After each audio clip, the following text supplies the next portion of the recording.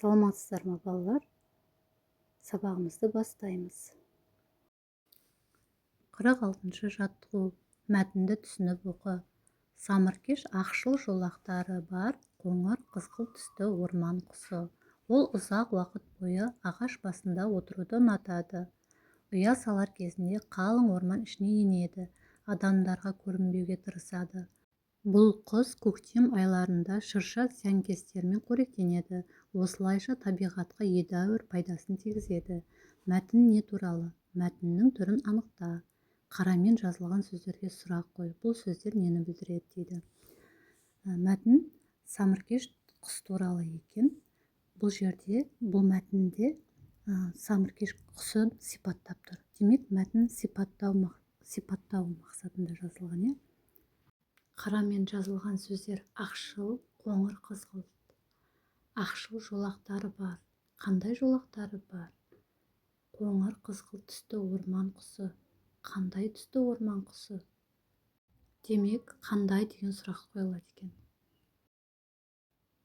Қорытынды: заттың түрін, түсін, сапасын білдіретін сөздерді сын есім деп атайды. Сын есімдерге қандай, қай деген сұрақтар қойылады. Мысалы, сұлу, жақсы, таза, қоңыр. Сұлу қандай? Жақсы қандай? Таза, қоңыр.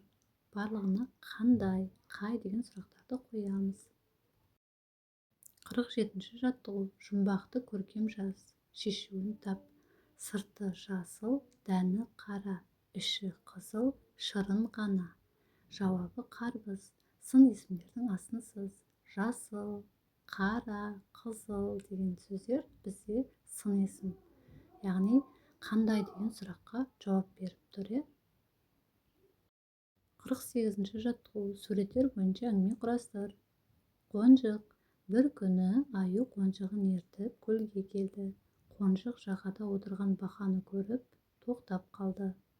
Бақа қонжықты қорқытқысы келіп: суға түспе, көлде көп бақа бар, олар сені түбіне тартып әкетеді, деді.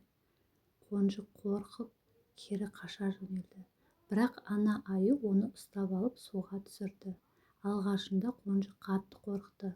Біраздан кейін ол үйреніп, анасымен бірге суда ойнай бастады. Содан кейін қонжық судың қорқынышты емес екенін түсінді.